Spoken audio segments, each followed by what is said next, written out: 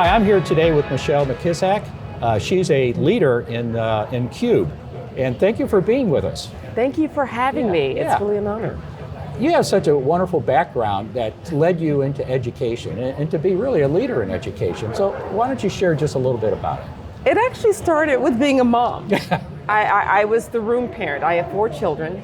And when my oldest was in kindergarten, you just get started throwing parties for the school. And then my children attended our neighborhood public school.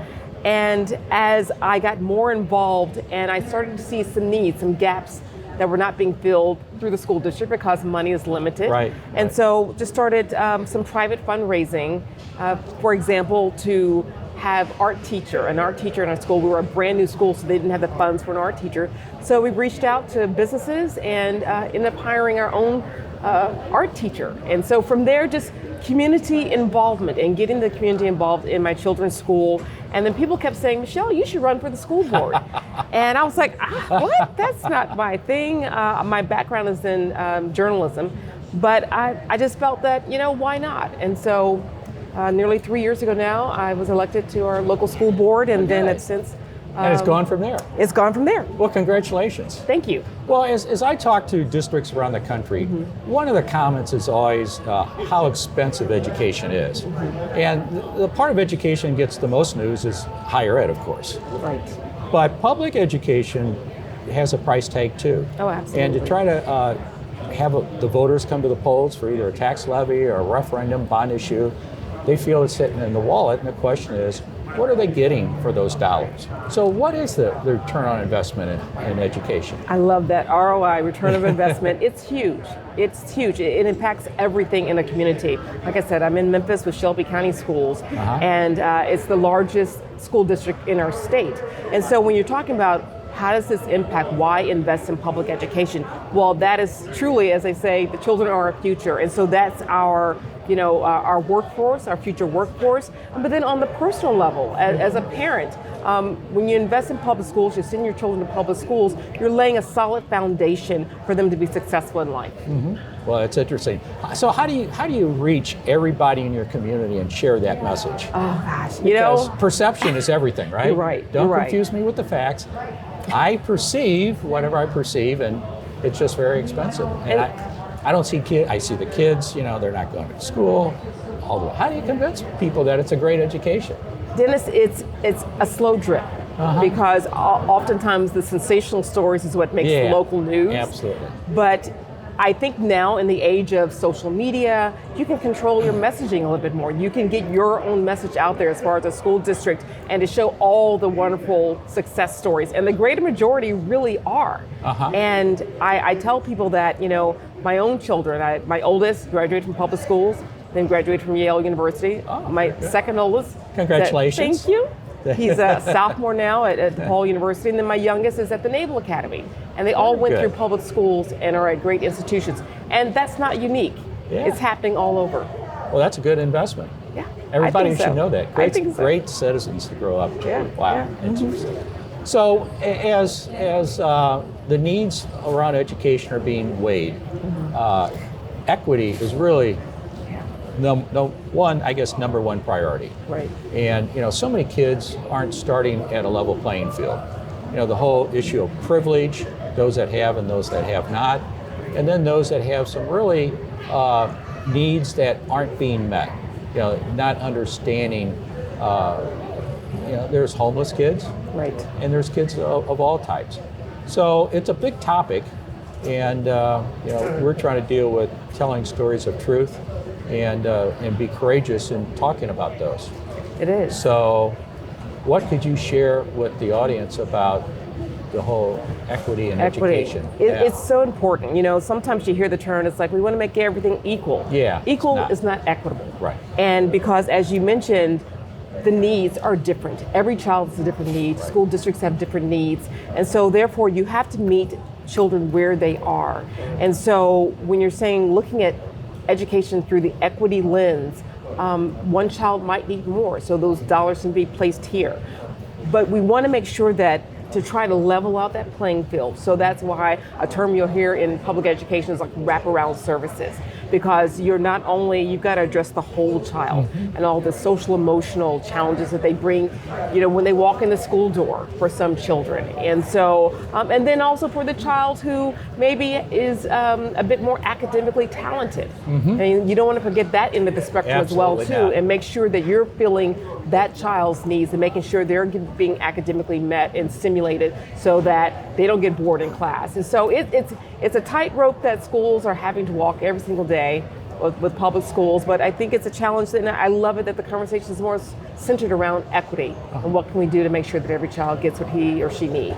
Well, I always hear the comment at the beginning of school, are the kids going to be ready for school? And it's really just the opposite. Are the schools going to be ready for the kids? And how to get ready with those programs, understanding those pathways, and the fact that the whole institutional racism is there, and it may not be perceived through certain people's lenses. Right. So how do you educate? You got the staff to educate, you got the public to educate.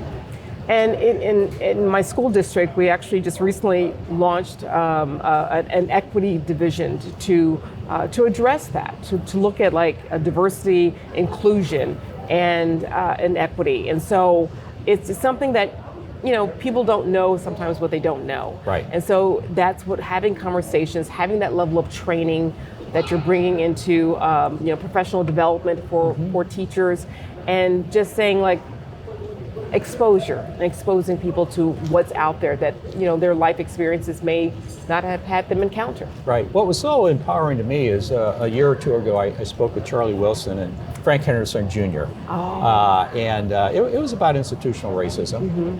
And what they shared was really insightful in that the pathway that students take, if there's a lot of hurdles in their way, you can direct that pathway in some negative directions.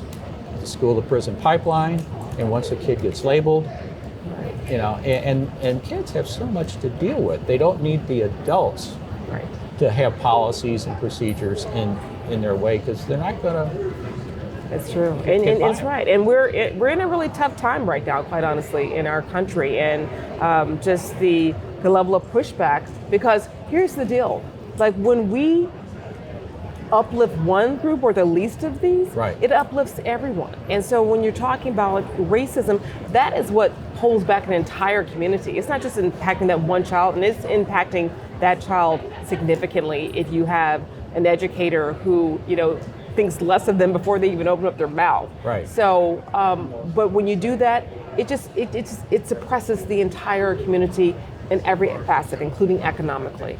So because you don't have a workforce then that is getting what they need so they can improve in education and contribute more to our communities. So I'm glad to hear you talking about that, because it's let's talk about some more. addressed. As I talk to teachers, teachers have a tough job.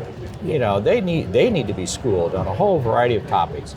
And they have a classroom, let's say it's 30 students. It's not 18 students, it's 30 students. And they'll have students that they don't understand why they're misbehaving. They don't understand, what was happening the night before or that morning when that kid came to school. And the students are being disrespectful to the teacher. And if you're coming from an era where everyone was respected, and now you're teaching it where kids are disrespectful, that's just one example. There are so many examples, and the teacher and the principal have to deal with that. It's a lot. I mean, first of all, teachers are amazing.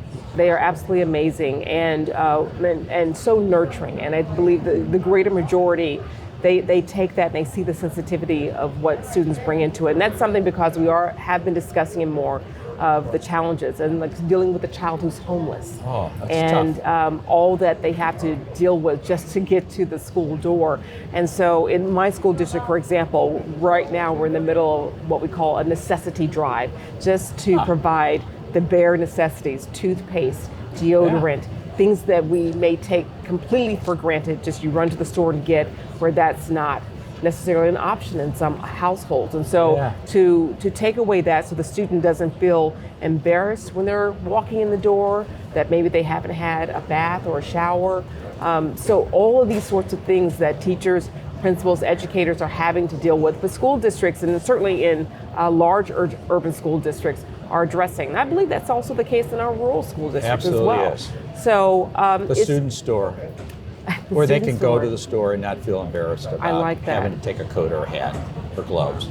Yeah. So it's Yeah. something, it's just I guess that's part of what, when you're dealing with public education, people don't realize is not just about teaching the ABCs and the It's 1, 2, about a 3s. lot. It's about a lot. And so that's where your money is going, your tax dollars are going to support families. Well, I'm glad we're having this conversation for the primary reason. I hope as people view this, they reach out and contact yourself and other members of CUBE and talk about, get some direction. Right. That would be really great.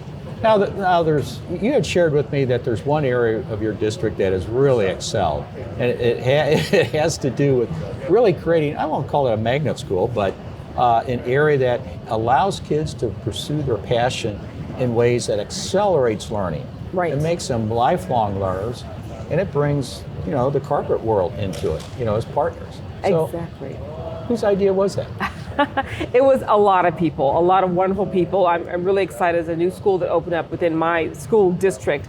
It's called the Medical District High School. And it's a school that's located centrally in the heart of the medical district there in Memphis. And what it is like it helps students put them on a pathway to a career in the medical field. It runs the gamut of whether you see yourself as a future doctor or nurse or a physician's assistant. Just there's so many areas of that, but it's real practical experience. And we partnered up with one of the colleges in our community.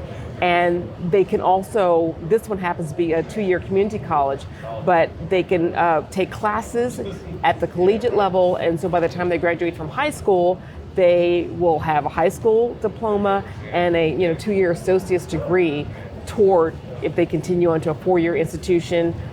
But it just really kind of sets them up on a pathway to success in life and makes them connect the dots of this isn't just doing algebra for algebra's sake or what have you. This can be applied to real life. So we're really excited about this. That is new exciting. I effort. bet that's an interesting business plan for colleges in that they're now increasing their enrollments because absolutely. those students will want to continue on. We have dual enrollments at several, at the University of Memphis.